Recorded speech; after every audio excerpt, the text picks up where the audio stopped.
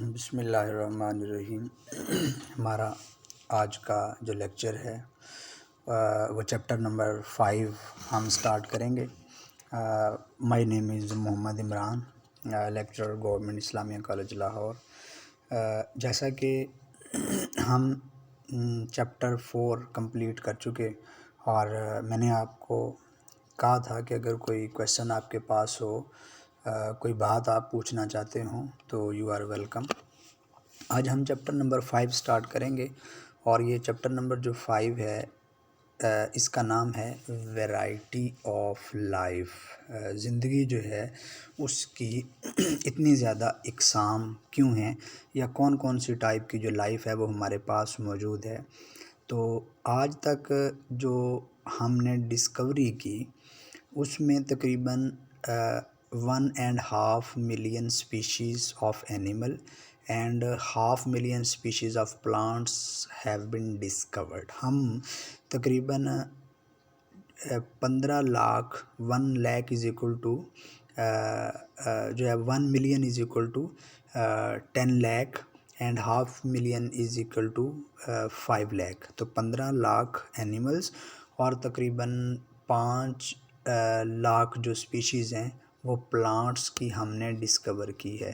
तो इतनी ज़्यादा बड़ी कलेक्शन को डील करने के लिए हमने उनकी दरमियान मौजूद मुशाबहत, सिमिलैरिटीज़ और डिफरेंसेस, फ़र्क की बुनियाद पे उन जानदारों को एक मुनासिब तरीके से क्लासिफाई किया है। हमने देखा ये है कि उन जानदारों के दरमियान सिमिलैरिटीज़ कौन सी हैं, उनके दरमियान जो हैं वो डिफरेंसेस कौन से हैं, उस बेस पे हमने उनको क्लासिफाई किया है। बहुत सारी टाइप की जो क्लासिफिकेशन है जानदारों की वो पॉसिबल है। मिसाल के तौर पे जानदारों को प्लांट्स को क्लासिफाई किया जाता है, उनको तकसीम कर सकते हैं उनके अंदर मौजूद फ्लावर्स जो हैं उनके कलर की बेस पे, पौधों की हाइट की बेस पे और इस तरह से दूसरे जो करैक्टर्स हैं वो उनकी बेस पे। अब हर जानदार के अंदर जो सेट ऑफ करैक्टरिस्टिक्स है, मखसूस जो करैक्टर्स का सेट है, उसकी बेस पे उस जानदार को दूसरे ग्रुप से डिफरेंशिएट किया जाता है। तो इसका मतलब ये है कि जानदार जो हैं वो एक दूसरे से किसी न किसी पॉइंट पे मिलते जुलते हैं। मिसाल के तौर पर अगर मैं आपसे कहूँ कि मेरे पास 2 प्लांट्स हैं, एक प्लांट जो है वो हाइट में बहुत ज़्यादा है, दूसरा प्लांट जो है वो हाइट में छोटा है। फॉर एग्ज़ाम्पल मैं कहूँ, एक प्लांट जो है उसमें जो फ्लावर्स का कलर है वो रेड है, दूसरा जो प्लांट है उसमें फ्लावर्स कलर जो है दैट इज़ ब्लू। अब दोनों में डिफरेंट करैक्टर्स हैं but at some extent both are plants. दोनों प्लांट्स हैं because both have ability to carry out photosynthesis. तो दोनों जो हैं वो फोटोसिंथेसिस करने की सलाहियत रखते हैं।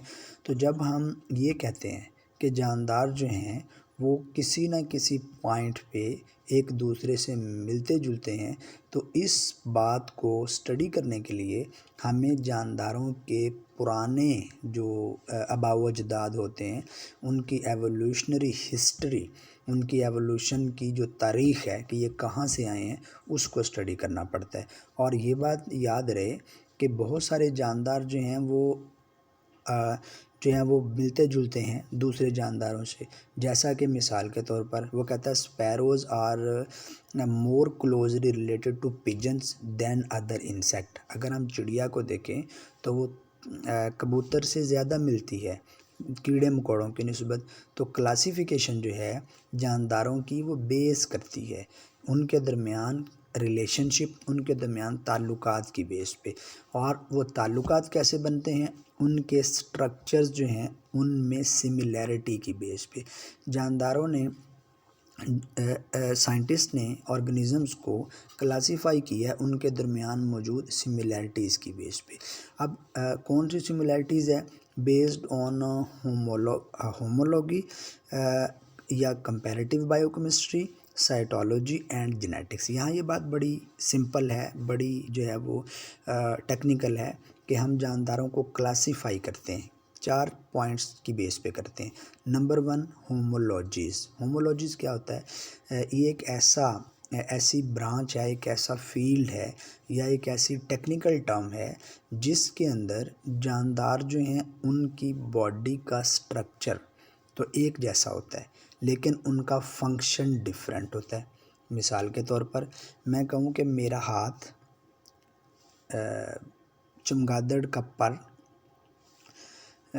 जो बिल्ली है उसका अगली टांग, घोड़े की अगली टांग, और जो व्हेल है जो पानी के अंदर मौजूद है उसका फ्लिपर जिससे वो तैरती है। इन तमाम के अंदर जो all these organisms which I am going to discuss, मैंने 4-5 एनिमल्स के आपको नाम बताए हैं।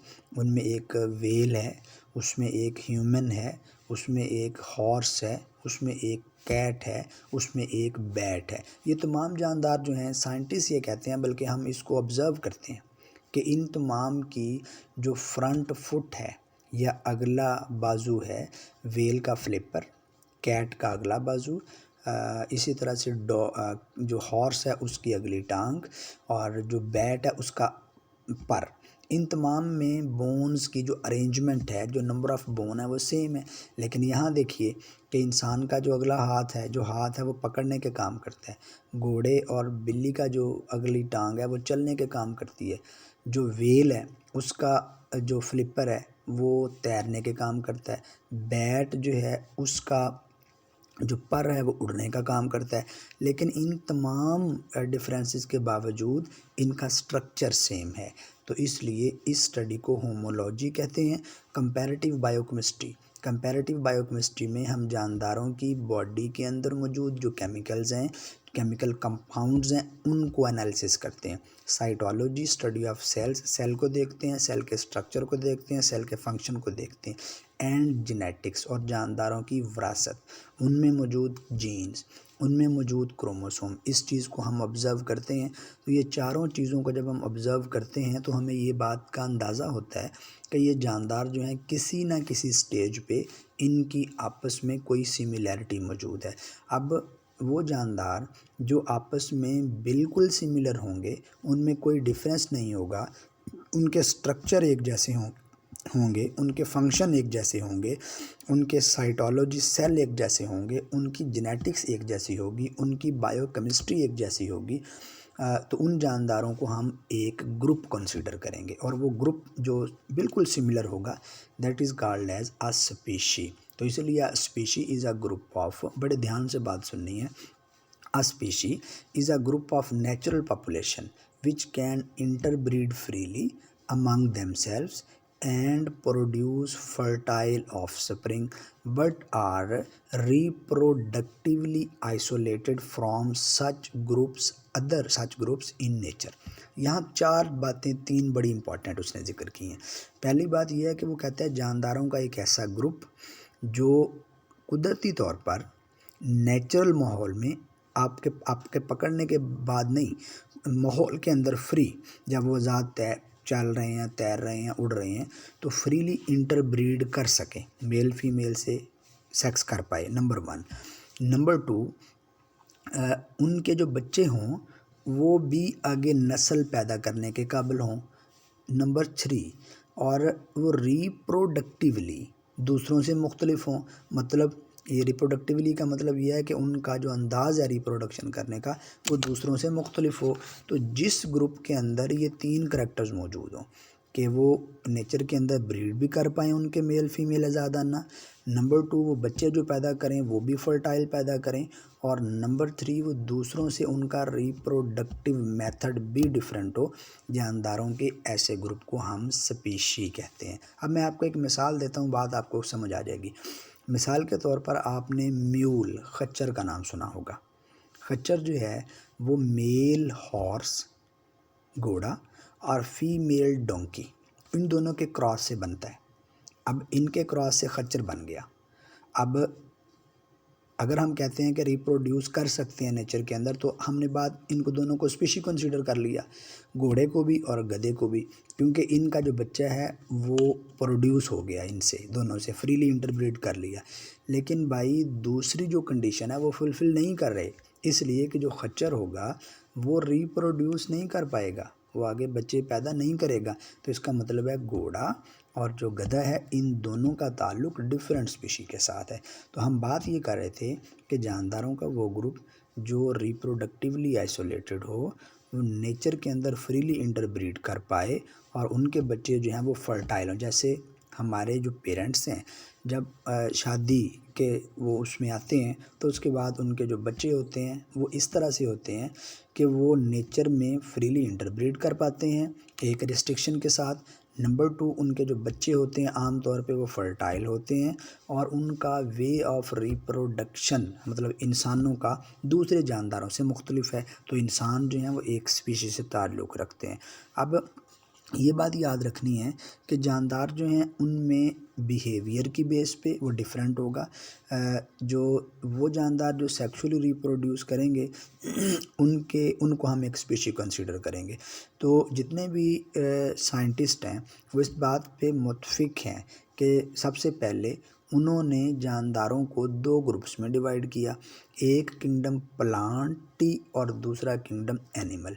और ये बात याद रहे कि तमाम जो जानदार हैं हम उनको पहले एक बड़े ग्रुप में डिवाइड करते हैं और वो बड़ा ग्रुप जो है वो किंगडम होता है और फिर हम उस किंगडम को छोटे ग्रुप्स में डिवाइड करते हैं और वो ग्रुप जो है वो फाइलम या फाइला कहलाता है।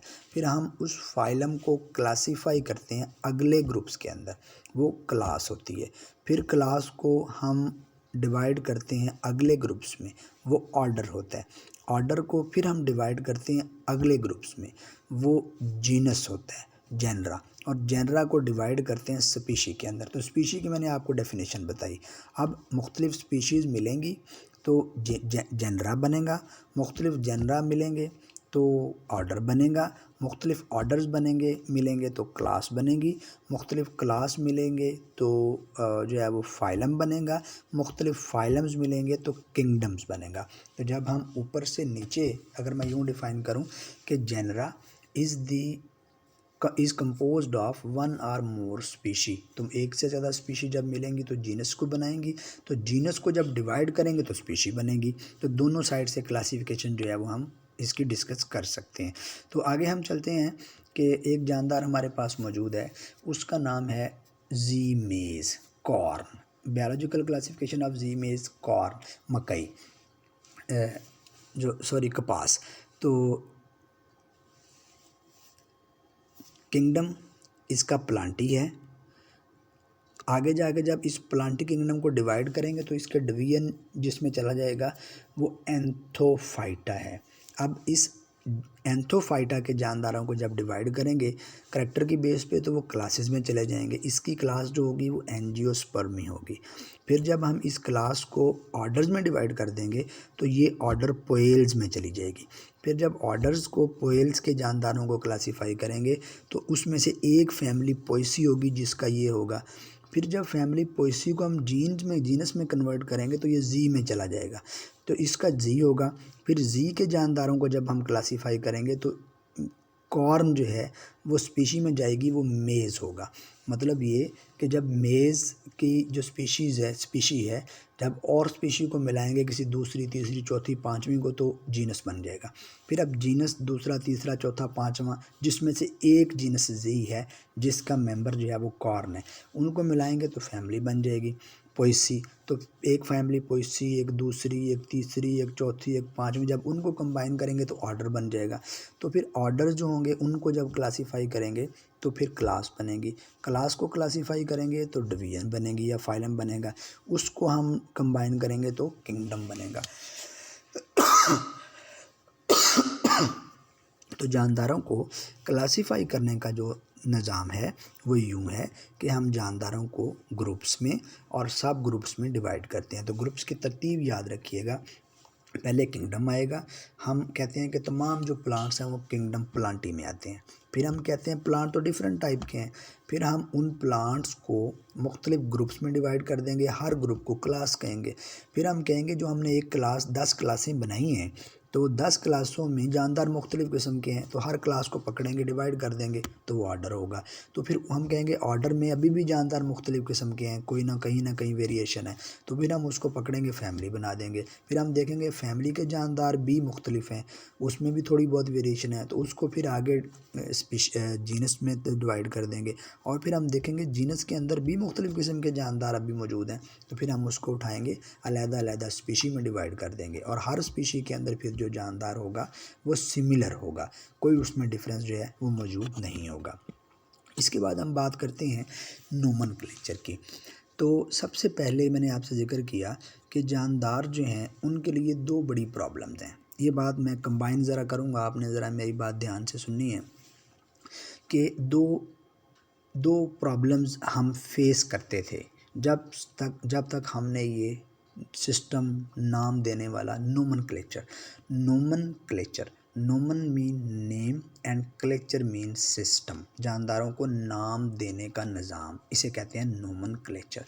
तो जब तक हमारे पास ये जानदारों को नाम देने का निज़ाम मौजूद नहीं था तब तक हमने दो प्रॉब्लम्स फेस की। वो दो प्रॉब्लम्स कौन सी थी, ध्यान में रखिएगा।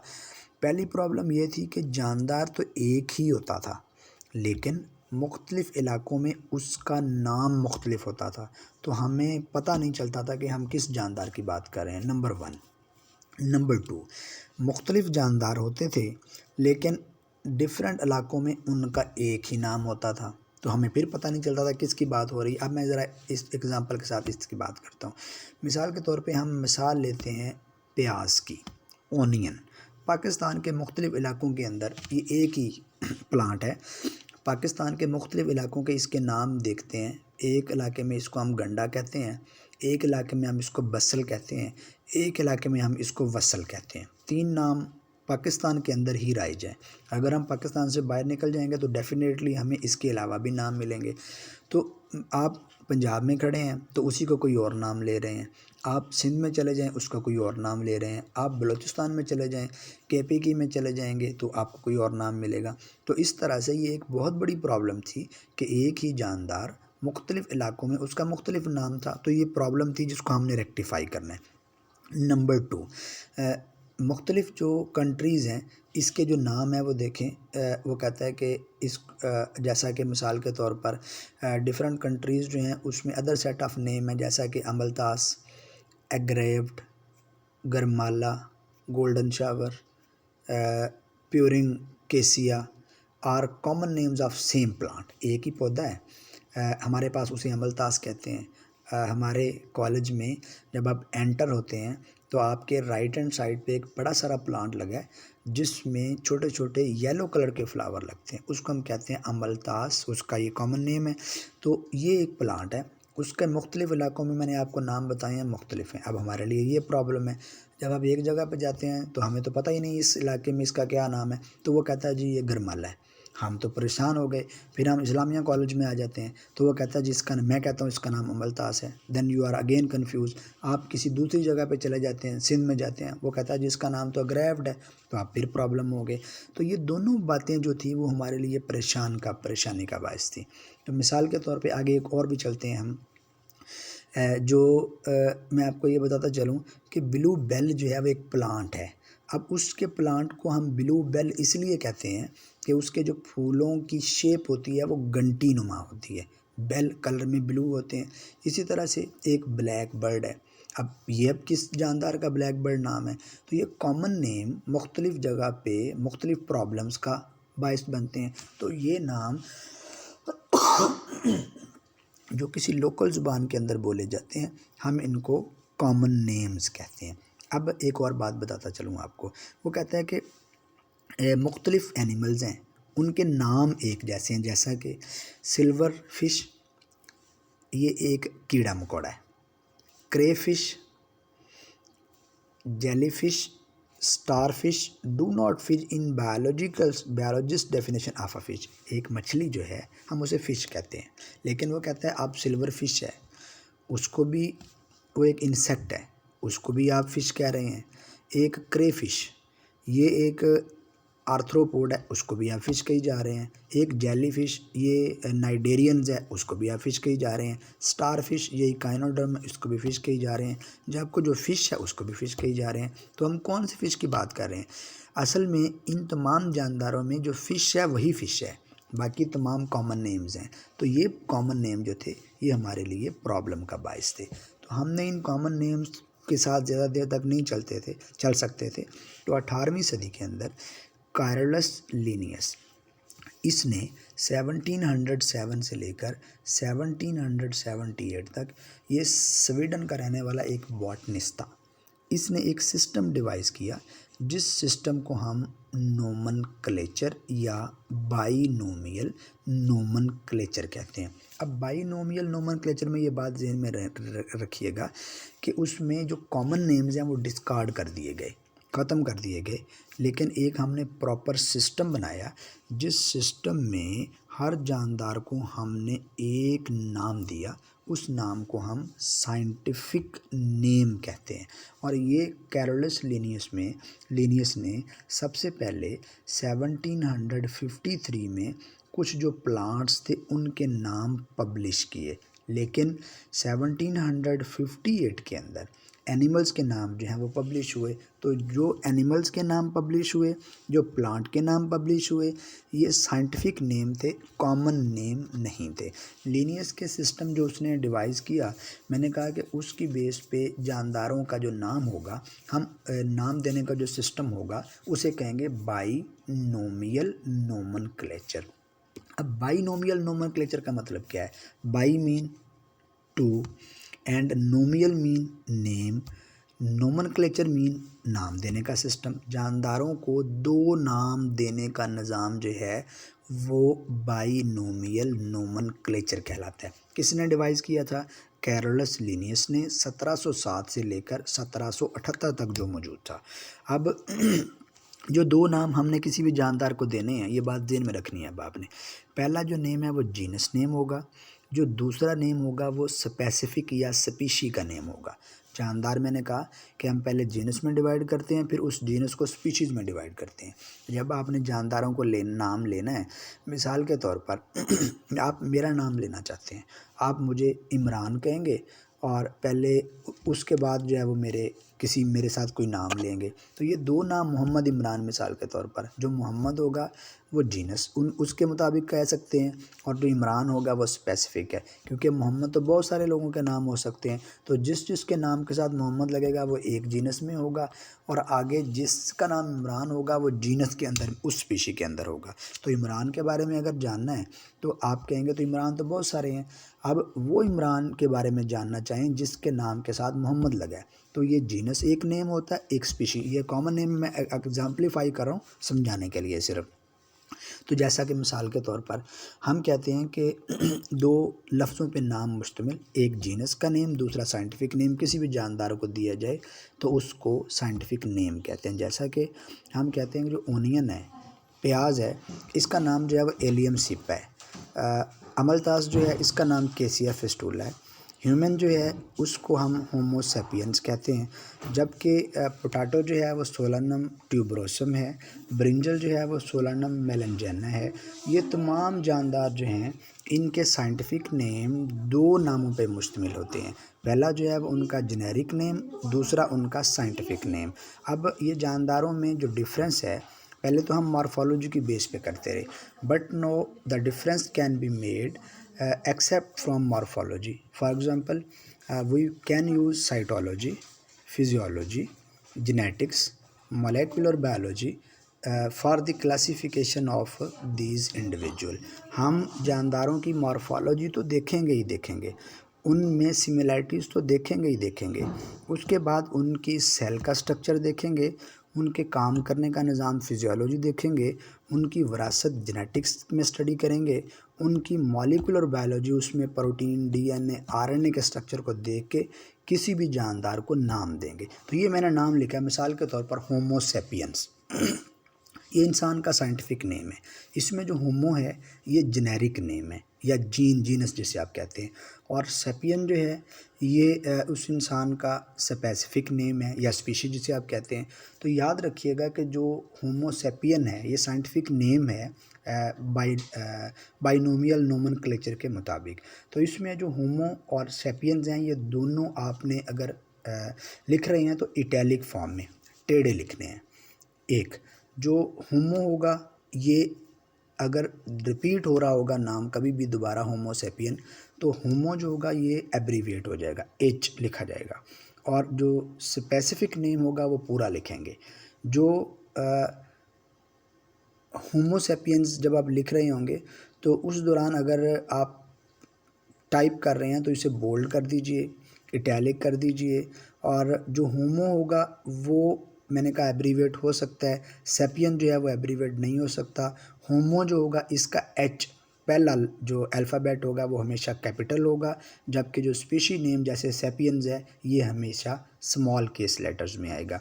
तो the system in which we provide an animal with the scientific name is called as binomial nomenclature that was produced by Carolus Linnaeus, who was present from 1707 to 1777. That was all about introduction of chapter number 5, जिसमें हमने बात की कि life जो है वो क्या है, इसकी कितनी टाइप्स मौजूद हैं, जानदारों को क्लासिफाई क्यों किया जाता है, किस बेस पे। फिर हमने ज़िक्र किया कि कॉर्न जो है इसको कैसे क्लासिफाई करते हैं। फिर हमने 2 प्रॉब्लम्स जो हैं वो शेयर की कि जानदार जो हैं उनके कॉमन नेम कौन कौन सी कन्फ्यूजन्स क्रिएट करते हैं। और फिर अगली बात मैंने आपसे ये शेयर की कि जानदारों के कॉमन नेम को रिमूव करके हमने उनको एक ही टेक्निकल साइंटिफिक नेम प्रोवाइड किया जिसको हम साइंटिफिक नेम कहते हैं। तो वो किसने डिवाइस किया, उसके पीछे उसके अंदर कौन कौन से नाम हैं, कैसे लिखना है। तो अगर इसके बारे में कोई क्वेश्चन आपके पास हो, कोई प्रॉब्लम आप फेस करें, या कोई चीज़ आपको समझ नहीं आए, या कोई लफ्ज़ आपको इरिटेट करे, तो you are always welcome. You can say any question, if you have any suggestion then you can also provide me. So इसी के साथ अपना ख्याल रखिएगा। अल्लाह पाक जो है वो हमारा हामी नासर और